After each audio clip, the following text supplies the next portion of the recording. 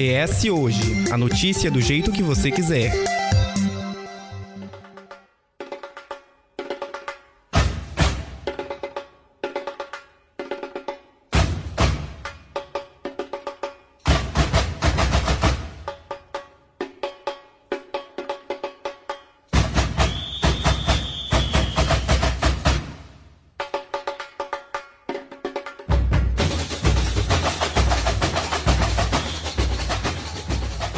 O carnaval está chegando e para quem vê o espetáculo na avenida, nem imagina o trabalho que dá para deixar tudo pronto e impecável para a folia. O carnaval traz alegria para o público e também para quem está por trás de fazer toda essa festa acontecer. No entanto, existe também um trabalho árduo dos compositores, dos ritmistas, das passistas e também dos carnavalescos. E para conversar com a gente exatamente sobre isso, recebemos hoje o carnavalesco Vitor Vassalli, da Imperatriz do Forte. Seja muito bem-vindo, Vitor. Muito obrigado. O ES Ouve é um podcast do jornal ES Hoje. Você confere esse e outros episódios em eshoje.com.br. Este episódio é um oferecimento da Prefeitura Municipal de Vitória. O Carnaval do Brasil começa aqui. Bom, Vitor, para começar e para deixar claro para quem está ouvindo a gente, qual o papel do carnavalesco? Que não é só fazer fantasia. Exatamente. O papel do carnavalesco, ele é, inicialmente, a concepção do enredo. Independente do enredo ser autoral, né? Se eu escolho o enredo, eu vou sugerir o enredo, ou se for um enredo indicado pela escola, né? A escola quer falar sobre algum tema. Então, nós, como carnavalescos, a gente se debruça sobre o tema e aí a gente vai fazer os recortes, né? Eu brinco que é muito parecido com o trabalho acadêmico. Você tem um grande tema, né? Tem um famoso TCC, e aí desse grande tema você vai recortando até chegar naquilo que você quer realmente apresentar.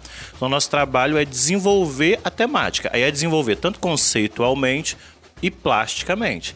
Então entra também a questão, depois que você pensou, que você pesquisou, conta com a participação, por exemplo. Nós temos um amigo que ele é pesquisador, então ele vai lá e aprofunda um pouco a pesquisa pra gente e traz o que ele tem de material.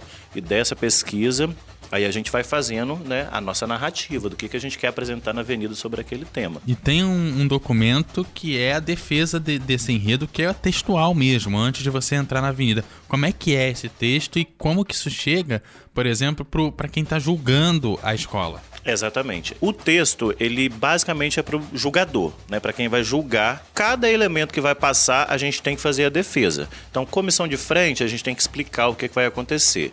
E esse texto eles vão usar para ter uma profundidade, né? Para avaliar o que eles estão vendo e também para ver se aquilo que eu disse que estaria no desfile vai aparecer no desfile. Não aparecendo ou aparecendo de uma forma que seja de difícil compreensão, né? Então aí vem a canetada e a gente começa a perder ponto. Tudo tem que ser justificado, né? Tem Exatamente. que ter uma razão de ser para estar ali. E é muito sério, tanto que tem um período... a gente está nesse período agora de envio, né? Dia 15 a gente já envia, mas depois, próximo, a gente pode mandar as erratas. Então, você no processo, que depois a gente vai conversar mais, no processo você colocou lá que ia ter uma ala tal, mas está chegando perto e a gente não tem nenhum material da ala, por exemplo, ou então não, aconteceu algum problema, né? E aí você tem esse tempo para enviar, porque aí uma semana a gente ainda já sabe o que realmente dá para entrar, o que não dá para entrar. Bom, aproveitando esse gancho, então, como que é esse processo de construção das fantasias, dos carros, do próprio conceito, né, com base no enredo? Como que funciona esse processo criativo? E você falou que tem esse período de errata, até quando que vocês conseguem fazer essas modificações? Sim. Antes também, eu não falei uma coisa que é importante. A questão do carnavalesco que ele faz ou não, basicamente concepção, criação, desenvolvimento. Mas assim, de que forma isso varia muito? Varia de estrutura de escola, né? Tem escola que tem uma equipe, né, muito grande. Tem outras não, que é uma pessoa sozinha que vai ter que fazer essa pesquisa, que eu falei que tem um amigo que ajuda, né? E assim também é esse processo. Então isso vai variar muito de escola para escola. Então tem escola... E isso não quer dizer que é acesso especial, não, tá? Então, assim, tem escola que ela tem uma comunidade muito forte, muito engajada. Então, é uma escola que tem muito voluntário. Ela vai ter uma equipe melhor para trabalhar aquele tema. Exatamente. Então, ela tem muito voluntário. Então, ela não precisa, talvez, desembolsar tanto dinheiro para remunerar pessoas para aderecer a carro, confeccionar fantasia. Outras escolas, às vezes, têm uma comunidade grande para o desfile, mas pelas rotinas, né, as tantas nuances aí que a gente tem, essa comunidade não se faz presente, às vezes, para ajudar no barracão. Ou, às vezes, a escola não tem nem barracão. Né? Algumas escolas do Espírito Santo, elas não têm um espaço para dizer isso aqui é o nosso local de fazer fantasia. Então você vai ver que tem um pouco de fantasia na casa de uma baiana, na casa de uma família de uma passista. Então são vários barracões, né, espalhados. E algumas contratam ateliês também. Né? Então você cria, nós como carnavalesco, como direção de carnaval, a gente cria o protótipo, né? Quando há um tempo hábil para isso, tempo e material, e aí a gente envia esse protótipo para esses ateliês, para essas famílias, ou então concentra em algum lugar. Algumas escolas têm assim um barracão de fantasia que todas são concentradas ali, então todos são feitos naquele espaço, com exceção de casal, né, comissão de frente. E aí, nesses espaços que tem a confecção. E barracão, não sei se vocês já tiveram oportunidade de alegorias, a maioria das escolas é aquilo que vocês veem lá. Nesse processo de produção das fantasias, dos carros e tudo, o que é separado do todo? Você falou, tem os ateliês, tem tudo que vai fazer as fantasias, mas você citou a comissão de frente, mas a comissão de frente, os carros, claro, vão ficar fora, mas assim, o que exatamente fica meio que é separado desse todo? Assim, normalmente, ala fica quando há possibilidade. Fica em um lugar, né, fazendo as alas. E aí tem fantasias bem específicas que a maioria das escolas hoje, né, mas tem suas exceções também, contam com ateliês porque demandam um trabalho muito mais criterioso. Por exemplo, comissão de frente. Às vezes tem um trabalho de bordado, né, de pedraria, de plumagem, que não é qualquer mão de obra que vai dar conta de fazer. É uma coisa muito... que o detalhe importa, Exatamente. Né? Casal, por exemplo, a técnica aplicada para você fazer aquela saiona da porta-bandeira, que a gente chama de anágua. Então, assim, até o tecido tem que ser um tecido... o nosso ateliê, por exemplo, pediu aquele tecido de macacão do povo que trabalha em posto de gasolina, sabe aquele material? Que é um material bem grosso para ele sustentar o peso do que vai vir por cima. Então, assim, precisa ter um conhecimento técnico um pouco aprimorado, e essas pessoas daqui, elas investem muito nisso, né? Eu conheço alguns, eles vão para outros estados. Na época da pandemia, eles estavam fazendo aulas online com ateliês renomadíssimos que fazem o Carnaval de São Paulo e Rio, justamente para qualificar. Então, essas fantasias normalmente são destacadas. E aquele povo luxuoso que vocês veem na avenida, nos carros, no chão, com aquelas fantasias mais ricas, normalmente também são em locais bem específicos, que aí é contratação particular. Aí você falou também de um tecido mais grosso que aguenta mais, por isso que às vezes a gente escuta falar que essa fantasia pesa 12 quilos, 15 quilos, tem isso tudo. Exatamente. Por exemplo, só para a anágua da porta-bandeira, ele é em média tipo de 7, 8 a 9 metros de tecido. Então você dobra isso para uma sacola, você já imagina, né? Dá para carregar porque é distribuído no corpo, né? Mas realmente... Mas assim, tem gente que fala, mas também é meio que um carnaval antigo, aí ficou muito nisso. Hoje em dia, há a possibilidade de fazer fantasias mais leves, né? Tanto para baiana quanto para casal. Mas antigamente... Vocês conhecem Straza Metro? Que é aquele strass que vem numa tirinha assim de metal. Então, por exemplo, logo quando aquilo surgiu, aquilo foi um boom. E realmente aquilo é metal com vidro. Então, quando você pega o rolo na mão, é muito pesado. Hoje não. Hoje os ateliês trabalham muito com o chamado chatum, que são... Aí você vai colando um por um. Só que você ganha muito em leveza. Você diminui o peso para quem tá carregando aquilo, né? Exatamente. E ainda falando desse processo visual na avenida, como é que a gente pensa patrocínio? Se é possível conseguir um patrocínio, como é que você leva isso para a avenida? Porque quando você distribui um enredo, você já tem uma ideia, você já tem um conhecimento daquele tema, você sabe a necessidade social de tratar daquilo.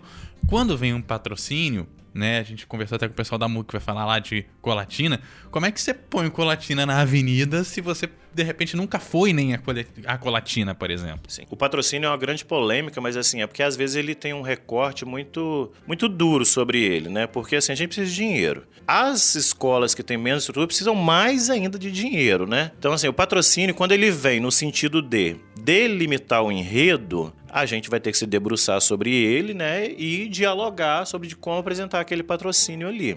Apresentar o tema escolhido pelo patrocinador. Só que o patrocínio também, ele tem suas variações, né? Às vezes o patrocínio, ele não vem como enredo, né, como tema do enredo, mas ele vem aos poucos. Então, assim, já tem um enredo desenvolvido, como você disse, aí vem o dono do supermercado do bairro e quer. Aí, às vezes, é mais complicado ainda, sabe por quê? Porque você tem que colocar um banner, às vezes, no fundo do seu último carro. Você tem que dar uma propagandazinha ali pra... Exatamente. Que é mais às vezes, quando né? o patrocínio já vem grande no começo e você tem a oportunidade de sentar e falar sobre, né? Por exemplo, uma marca de carro quer patrocinar. Você não precisa falar... Você não vai falar da marca, né? Mas você pode falar sobre... movimento, sobre viagens. Você vai trazer elementos que remetam àquilo... Isso. Ó, uma companhia, por exemplo, de viagens, né, terrestres, quer patrocinar. Viagem é um super tempo, porque no final das contas tudo é cultural, né? A nossa vida é cultural, então tudo dá para desenrolar um bom enredo. É o enredo dos sonhos? Às vezes não é, mas... E tem carnavalesco que tem uma sagacidade muito boa, assim, sabe? Vem uma cidade lá com royalties lá em cima, só que não tem tanto material para construir. Eles fazem uma costura Eles criam... É muito da às vezes você descobre uma né? lendazinha que tem na cidade e aquilo ali você já ganhou 3 setores da escola. Eu acho que é um trabalho muito de nuances, né? De detalhezinho mesmo. Exato. De você pegar essas... E você estava falando, tem essa questão do grande patrocínio, né? Que vem geralmente com um enredo, que é bancado pelo aquele patrocinador, e a escola tem que desenvolver com base naquilo. Mas e quando é dessas outras formas, existe uma distribuição de setores, assim, patrocínio por setor? Como funciona essa distribuição ou não, no geral? Igual eu falei do patrocínio. Às vezes, uma empresa que compra uma ala nossa, a gente já se sente patrocinado, porque a gente sabe da dificuldade de vender uma ala. Então, às vezes, assim, o enredo já está desenvolvido e uma empresa vai lá e compra toda uma ala e distribui para os seus funcionários. Então, é um dinheiro que vai entrar, que vai tirar de um sufoco atual, né? Que a gente está vivendo naquele momento, que entra um valor significativo e você nem esperava, às vezes. Então, esse patrocínio, às vezes, faz muita diferença. Então, a gente, quando o enredo já está desenvolvido, não tem essa distribuição, né? Existem grupos de vários profissionais que fazem isso. Profissionais de bancos, da área da saúde, da educação. Às vezes fecha uma ala todinha, sindicatos fecham muitas alas, né? Justamente por essa capacidade do carnaval ser esse momento de agrupamento, de festa, de socialização muito potente. Todo mundo quer participar de alguma forma. Dois? Não, Mentira. Morro de curiosidade. Nunca fui nem no sambão. Mentira. Juro por Deus, sou doida pra ir. Se você não quer mais um vício pra sua vida, uma dependência, não vá. Já ouvi dizer que vicia mesmo. É o tipo de experiência que só tendo, sabe? Você verbaliza, mas não tem... Quando a gente, por exemplo, quando você assiste... eu sou fã de carnaval desde criança, né? Quando eu assistia na TV os desfiles das escolas de samba, é um impacto. Quando você chega lá, pra gente que gosta, principalmente, é outro impacto. A energia é outra, né? É outra. Assim, a vibe. E o entorno, vocês nunca passaram em torno do sambão? Sabe a região da rodoviária? Já passaram lá? Então, assim, você já percebe a cidade diferente. Não parece a mesma cidade, porque é uma movimentação muito atípica que só o carnaval dá conta de fazer.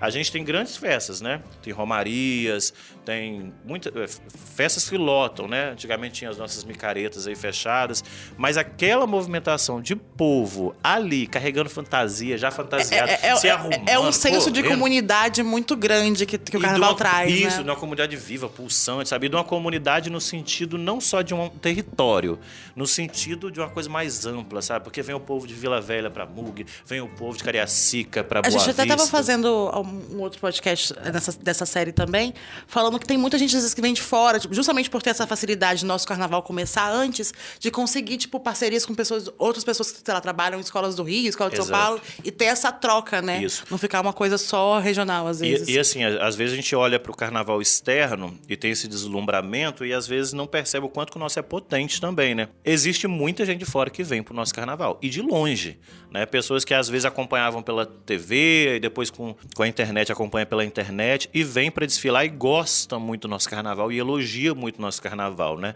Porque o carnaval não é só a plástica, né? Então, assim, a gente sabe que para desenvolver a plástica do carnaval precisa de materialização. E materialização precisa de dinheiro, mão de obra e tá. Só que a energia do nosso carnaval, ela ainda é uma energia muito livre. Então, assim, não que seja uma bagunça, né? Porque é um concurso, é uma competição, a gente tá ali para ganhar, né? Mas ainda tem uma certa liberdade que alguns carnavais de outros lugares não têm, sabe? Que perdeu um pouco. Se você vê vídeos da década de 90, desfile de escola de samba, o povo pulava, o povo era uma loucura. Hoje é uma coisa quase que meio militarizada, dependendo da escola, dependendo do recorte, né? Justamente pelo peso do título, né? Porque o que tem no jogo é muito grande. As coisas ficam, acho que talvez mais mecânicas, né? Mecânicas, isso. E aqui tem um quê ainda de liberdade, de folião. A diferença do capixaba. Do capixaba, né? E, gente, uma dica de ouro pra quem for na avenida: ficar sempre na frente das alas de julgamento, né? Quanto do primeiro setor, quanto do segundo setor, dos juízes ali, que é onde realmente a mágica acontece, porque você tem que se apresentar para o juiz. E uma coisa importante do nosso Sambão do Povo, do nosso sambódromo aqui no Espírito Santo, é que, como a segunda cabine de juízes fica pertinho do fim da avenida, não tem esse negócio do pessoal sair correndo porque tem que se apresentar pra galera, não tem muito como correr no fim da avenida. Exatamente. E ela é lá pra isso mesmo, tá? Pra que tenha qualidade até o final. O ES Ouve é um podcast do jornal ES Hoje. Você confere esse e outros episódios em eshoje.com.br.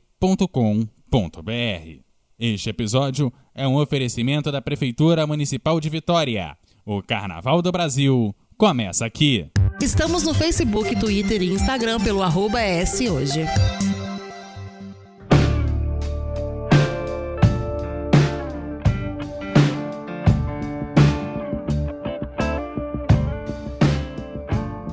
Conversando aqui com o carnavalesco Vitor Vassalli. E já que a gente está falando desse espetáculo todo, o que a gente pode esperar da Imperatriz do Forte esse ano? Qual que é o tema? Como que foi escolhido? Dá uns spoilerzinhos pra gente aí. O nosso enredo, o título é Mas Será o Benedito? A gente não é obrigado, como artista, a se prender àquela coisa do fato histórico, né? Então, tem algumas discussões, não, mas será o Benedito não vem daí, vou chegar lá, né, do enredo. Não é daí que vem, é de não sei aonde. Só que, assim, a gente sabe que a história, na verdade, ela tende a intenções. Nítido para qualquer um, né? A gente tá vivendo momentos históricos e cada um hoje conta da sua maneira. A gente sabe o que dirá daqui a 100 anos? Que tudo é uma questão de narrativa, né? O caminho que você escolhe. Né? Então, assim, como artista e como artista do carnaval, a gente tem que ter essa compreensão. Que até quando o enredo é histórico, ele não precisa ficar preso à questão da veracidade dos fatos, porque a veracidade dos fatos são questionáveis, né?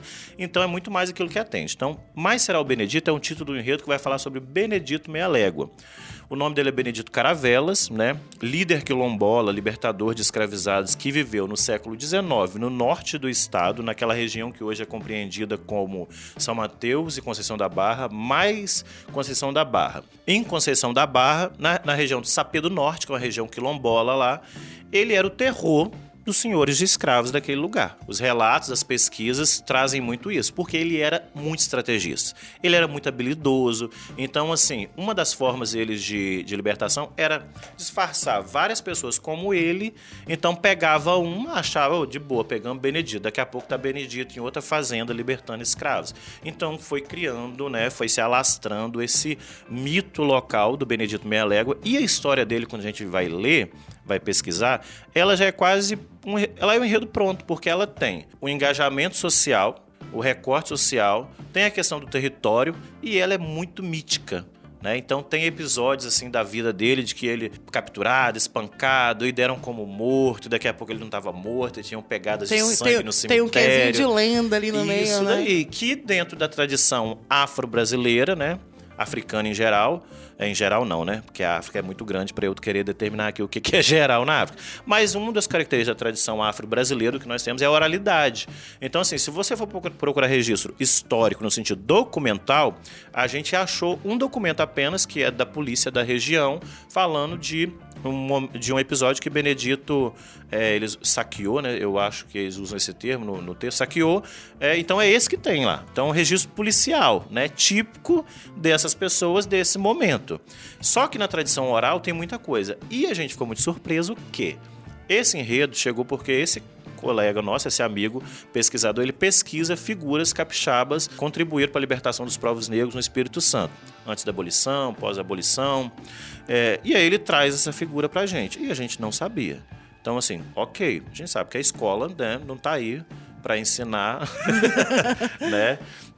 Quem aí estudou de 90 para cá, eu acho que não mudou muita coisa. E só que no Brasil, quando a gente foi na internet, ele é muito conhecido no cenário. Obviamente ele não é conhecido pela sociedade em geral, mas no cenário dos pesquisadores tem muito material sobre ele. E a gente falou assim, meu Deus, e a gente não conhecia.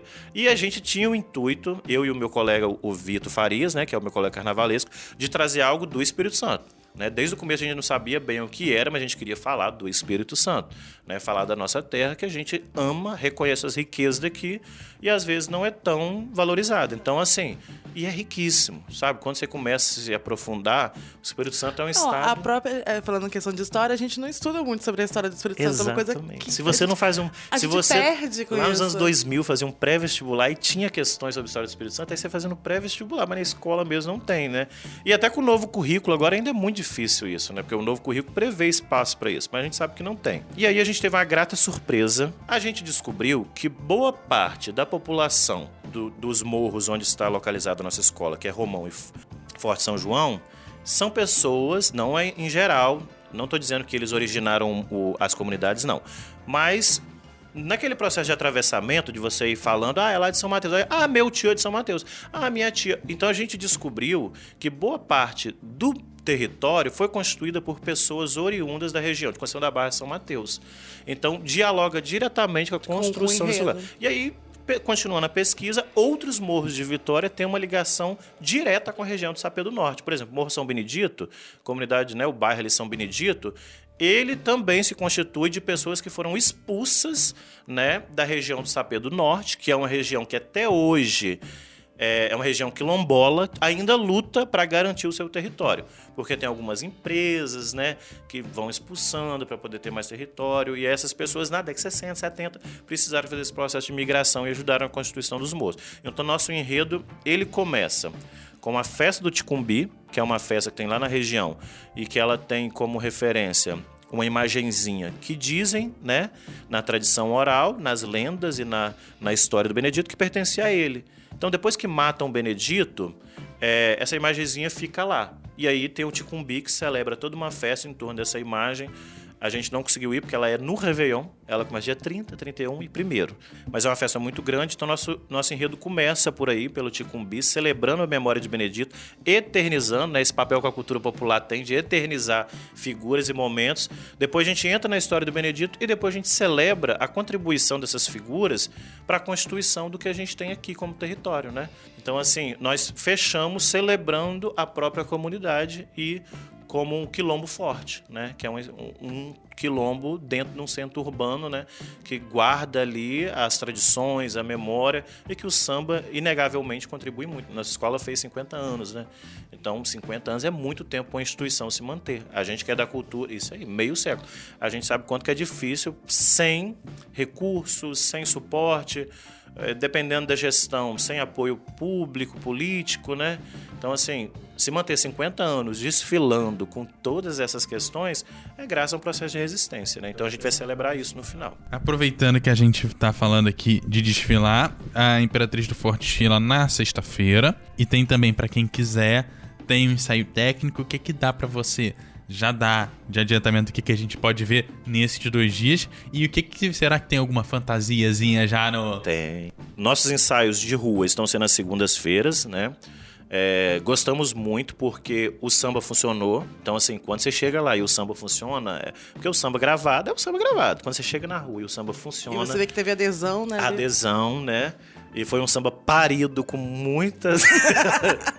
O processo liado de gestação. Exatamente. São aquelas questões que a gente não consegue trazer aqui, mas foi um samba que foi sofrido, né? Mas que saiu, e saiu muito bom, assim, né? Não entendo de música, não sou músico, não entendo nada, mas como fulião, como sambista, é um samba que eu gostei de cantar. Então, segunda-feira a gente tem ensaio de rua, ali no começo ali mesmo do morro, perto do colégio estadual, por ali, né, para as pessoas se situarem. Ensaio técnico nós vamos ter, vai ser no mesmo dia da MUG, não lembro a data certinha, Acho mas... que é 1º de dezembro. É 1º de dezembro? Dezembro? Dezembro? Que lapso que eu tive agora. Voltamos. Então, eu queria voltar para dezembro para ter mais tempo de confeccionar. Fantasia, daqui a pouco a gente solta, né? Já tem muita gente procurando. A gente tem um monte de ala para vender, tem as alas da comunidade também, que as pessoas participam para poder ter o direito à fantasia, né? Dos ensaios.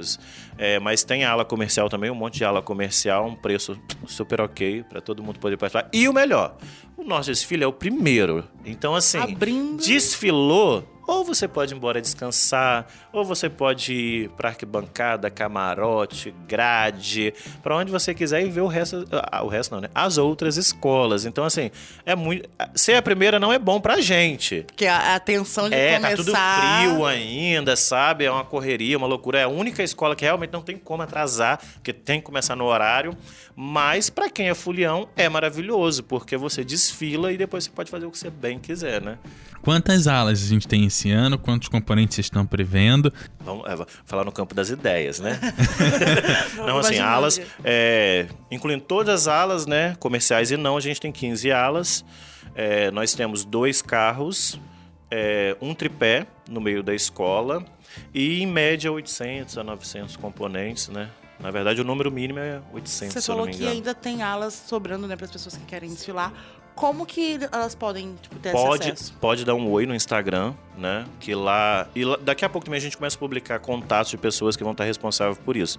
Então, assim, pode dar um oi no Instagram lá no chat que tem alguém para poder encaminhar. Mas a gente já está preparando o flyer, é até uma tarefa de hoje, né? No cronograma da correria, preparar o flyer de ensaio, venda de fantasia, essa loucura toda. Bem, a gente vai se encaminhando para o final do episódio. Então, se você tiver mais alguma consideração, mais alguma coisa que você quer falar, um spoilerzinho para jogar aí pra gente, fica à vontade. Assim, spoilerzinho não, mas eu acho assim que quem não desfilou ainda, né? Eu estando diante de uma pessoa que ainda não desfilou, né? Nunca foi num sambão na Nunca vida? A foi no vergonha da sambão. capixaba aqui. Assim, convida todo mundo a participar de alguma maneira, acompanhar a rede social, tentar ir aos ensaios. Se não for da nossa escola, de outra escola, né? É um espaço muito potente de vivências de afeto, muito significativas. Às vezes algumas pessoas têm um certo distanciamento por algumas impressões que têm, mas que... E eu digo isso por causa da minha mãe, assim, mãe de alguns colegas eu sou do interior, né? Ficavam preocupados porque acham que vai dar confusão. E aí quando você vai, você vê que é um mundo à parte, né? O ES Ouve é um podcast do jornal ES Hoje. Você confere esse e outros episódios em eshoje.com.br. Este episódio é um oferecimento da Prefeitura Municipal de Vitória. O Carnaval do Brasil começa aqui. Lembrando que aqui no ES Ouve a gente te convida a debater, a refletir e, sobretudo, a se informar. O ES Ouve tem edição de Eduardo Couto, texto e produção de Lídia Lourenço e a direção de jornalismo de Daniele Coutinho. E vale lembrar que a nossa série de carnaval ainda não acabou, então fiquem atentos aí. Até a próxima. Até a próxima, pessoal. Até a próxima.